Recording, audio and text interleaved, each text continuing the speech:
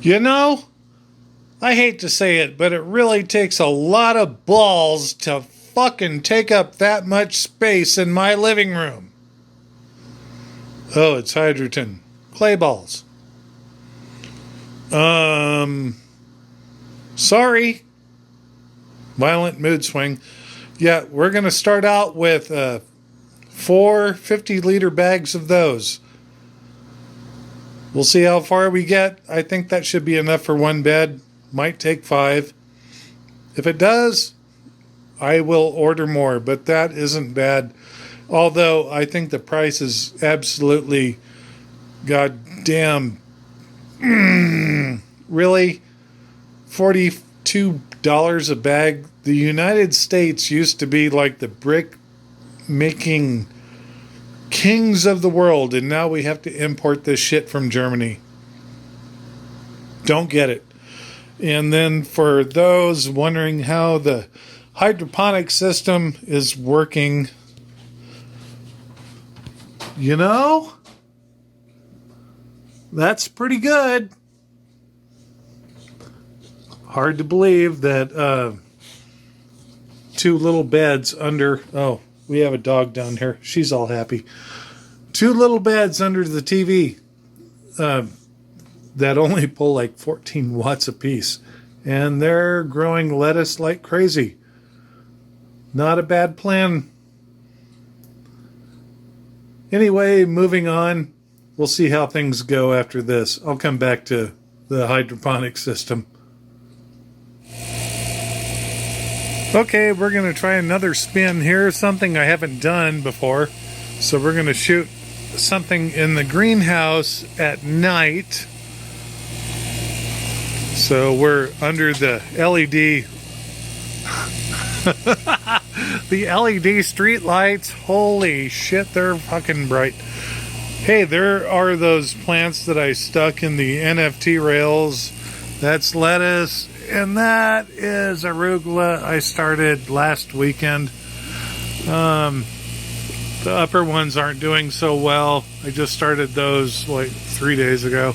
I don't know if the other ones are going to come up. If not, I have plants I can replace them with. But this is what things look like at 8 p.m. roughly. Mountain time in Nebraska at the end of October. We have plenty of growth out here, and there's no light outside. Lots of growth.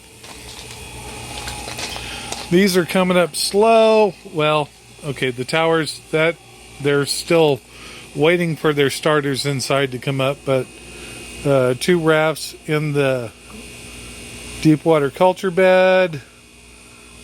Can't tell much because I'm growing red plants mostly. Yeah, some stuff doesn't show up. But things are still going great out here. The beans off there in the far left corner, those are getting harvested tomorrow because, I mean, there's just not enough sunlight in the day during this time and not enough heat. So those are dying off, and I have, I don't know, there's a few beans in there to harvest. But my friend Casey, I won't say his last name because I understand people like their privacy. I'll just say that his last name sounds like the mineral that eventually becomes diamonds. So we'll just say Casey. He built the frame. I bought the materials. I kind of laid out a basic plan. And he built the frame for the continuous flow media beds. These are pressure treated 4x4s, the ones I showed in the previous video. And that goddamn thing is sturdy as sturdy can get. And the funniest part is that after it was put in here, I took a level to it. Didn't even have to level it. It just magically ended up perfectly right on the money. So it's just a matter of sticking the other IBC tops on top of the thing. and they're ready to start working with. Oh, I guess there's another thing. Larry, quit playing with your goddamn noodle. See all the poo noodles on all of the framework in the greenhouse? Casey did that as well, because I can't be trusted on a ladder. I've fallen off the goddamn thing, I don't know, 3 or 4 times in the past year because I'm blind in my left eye and my balance is just all kinds of fucked up. But the pool noodles are there, and they're keeping the greenhouse poly off of the PVC, so this shit is going to last a whole lot longer than the last layer did. See how those lights turned on down there? Those are the LED lights. It's still perfectly light in here, but they're thermally triggered.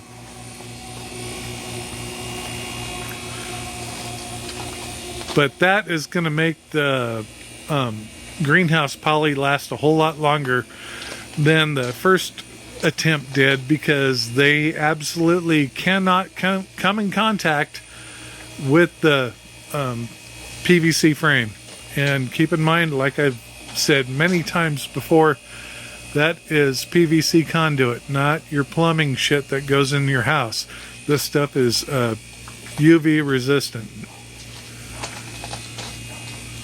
So there's that. You finally got to see something happening at night out here. This is what I get to work with until 9 p.m. until that little greenhouse computer way down there, I don't know, you can't see it, that turns off the power to the lights at 9 p.m. Oh, and then Casey also painted the inside end walls white. That one too. Might take a couple coats. That's oil-based roof paint. And that stuff stinks like I don't even want to elaborate on how bad that shit stinks. It just fucking stinks bad. But here are the beds. They aren't that big, but the thing is that I don't plan on growing anything but Swiss chard in the wintertime, large leafy plants. If it's not Swiss chard, it's going to be things like, I don't know, bok choy, things like that. But in the summertime, this is going to be where I grow peppers and tomatoes. I don't know, I might throw some of that netting trellis up there and let, who knows what, snow peas, so I don't have to grow them in the beds anymore, or the wicking beds. I can use those for other things. And a lot of people are going to go, well, Jesus Christ, Larry, why the hell is that thing so far off the ground? Well, the reason is because my original plan was to do flood and drain beds, but then, my schedule is totally screwed up. I don't have a whole lot of time to play out here other than on weekends and the minimal amount of time that I have after I get off work, even though I work from home. Flood and drain beds take a lot of tuning, and I would rather spend my time growing food than tuning bell siphons. So we're going to go with flood or just constant continuous flow media beds on top at the beginning, see how it works. If it comes down to, well, we might have a reason to go with flood and drain beds, I will stick a reservoir under there and let it overflow into that drain line, and we'll see how that shells out. But before that, I don't want to spend a whole lot of time on this. I know I can make continuous flow beds and just make them work. There's plenty of head space between these beds and the roof of the greenhouse. Oh, there's a pissed off beagle. But we'll go with this first and see how it goes. Anywho, we'll be back this weekend with some footage of things going in the daylight so you can see what's actually going on. But I just figured I would show a video of how things actually look out here at night. It's I don't know, 8:15 p.m., something like that. I didn't look at my clock before I came out here. It was somewhere around there. But I have very well ample light to work with. Even my little solar power LED lights are triggering as I walk by them. It's not a bad setup, and it's not an expensive setup. I like it. It gives me something to do in the wintertime when everyone's shivering inside their house going, Jesus, tap dancing Christ, it's fucking cold outside. I'm going, not in the greenhouse, because it got down to 28 degrees last night, and it was still 55, 57, something like that in here. I like it.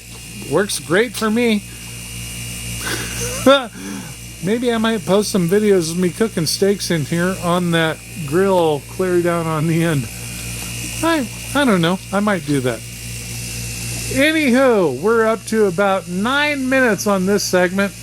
We'll come back later when I start showing the rest of putting things together. Bye! Or, sorry, see you later.